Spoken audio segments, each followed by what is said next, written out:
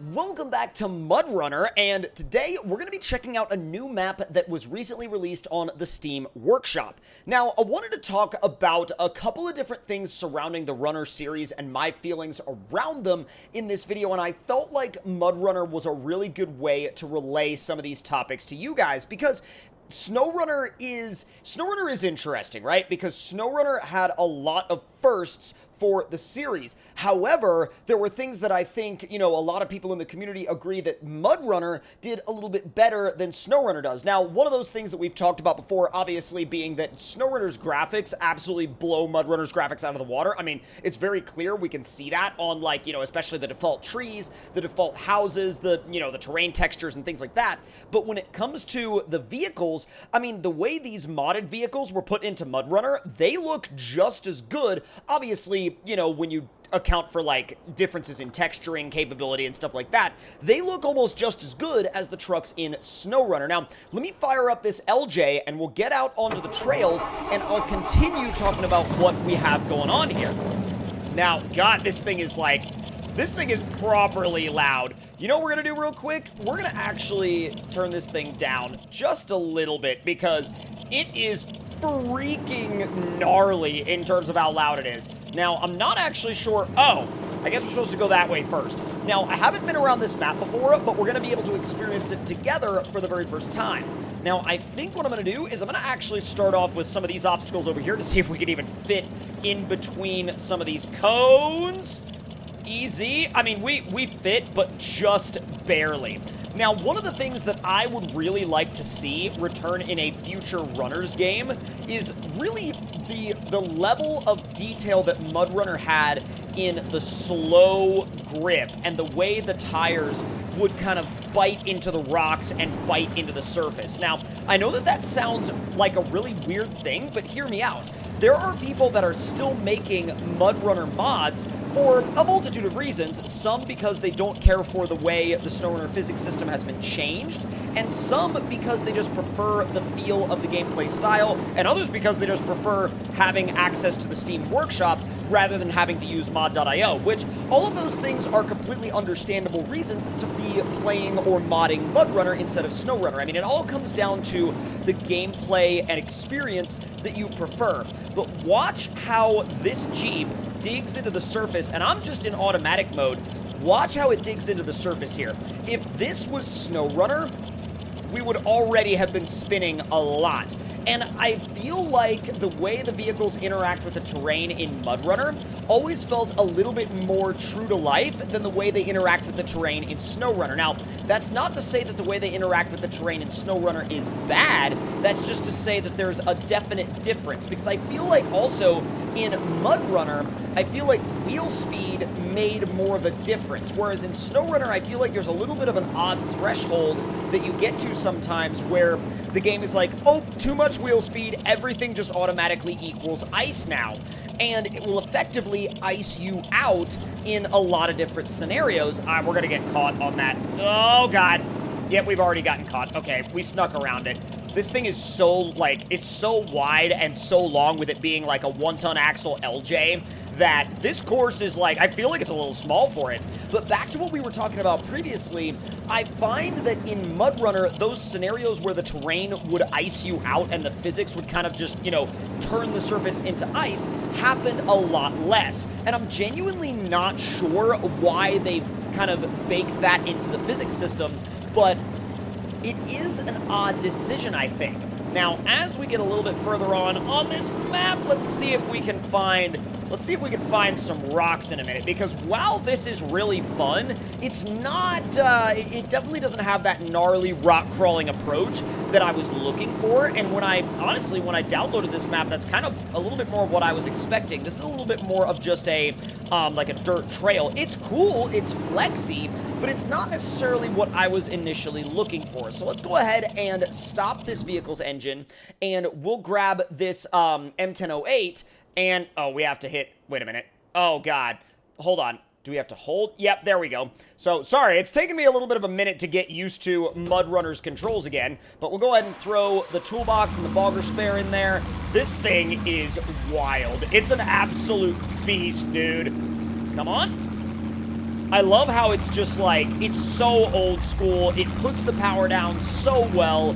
But like, oh, dude, I'm actually, I'm looking out into the distance, and it definitely looks like we have some gnarlier obstacles out there. But, whoa. Yo, is that like a... Whoa, we got like some hill climbs and everything? Yo, that's freaking sick. I love that. And look at all the other areas that we haven't even explored yet on this place. This place is actually really, really cool. But back into what I was talking about before, I find that the grip physics in MudRunner just had this more true-to-life kind of feel, rather than how, like, certain surfaces in SnowRunner just sometimes feel like they straight up turn to ice on you, and in almost like a there's nothing you can do about it kind of way. And look how much grip these tires have on these rocks.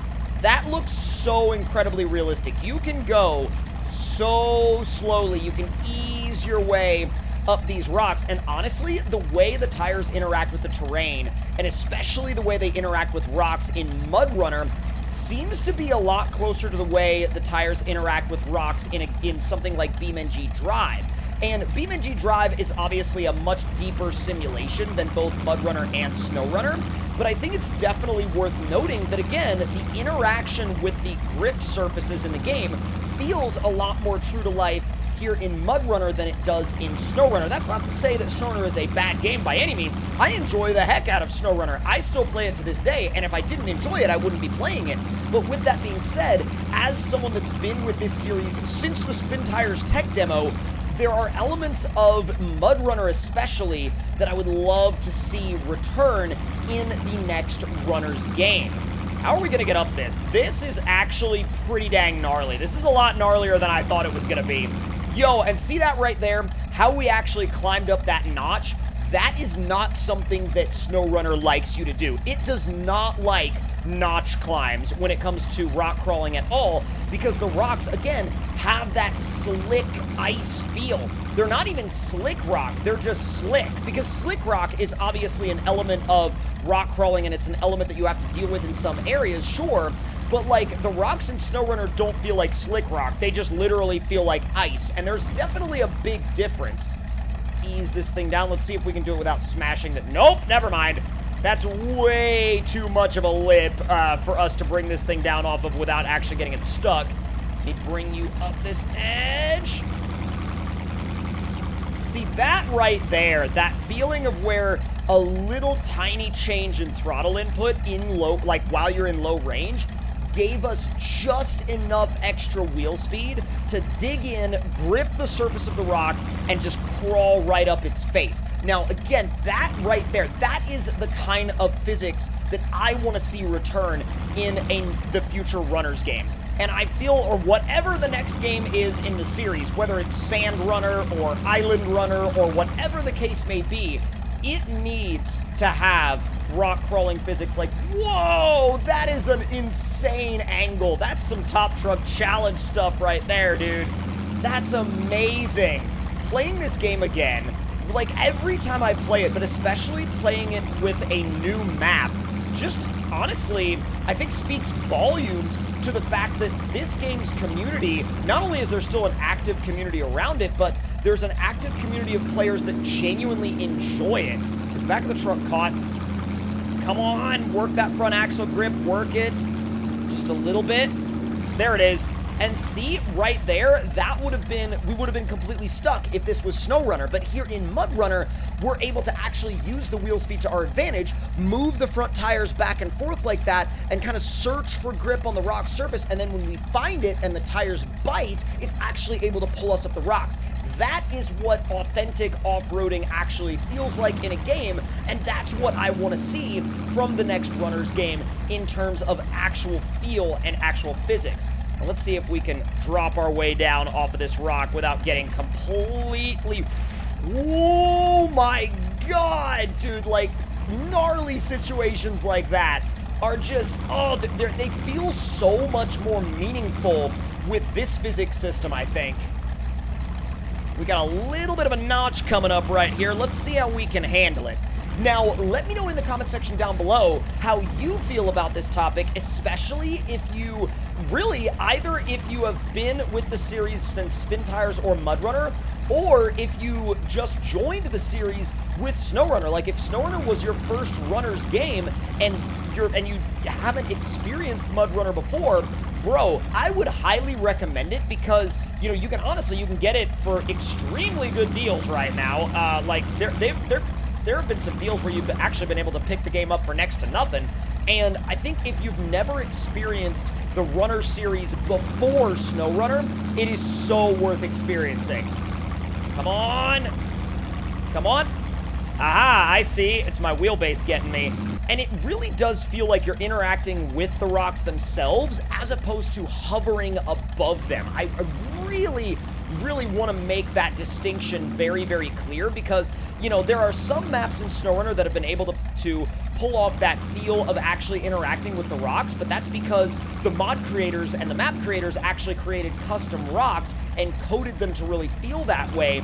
But like here in MudRunner, the rock interactions really do feel like you're digging into the rock as opposed to hovering above the rocks.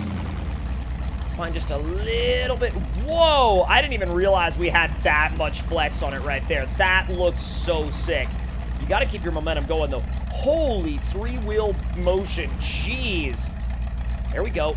It's gonna drop down a little bit, but I don't know if that keeps us in the... Oh, perfect.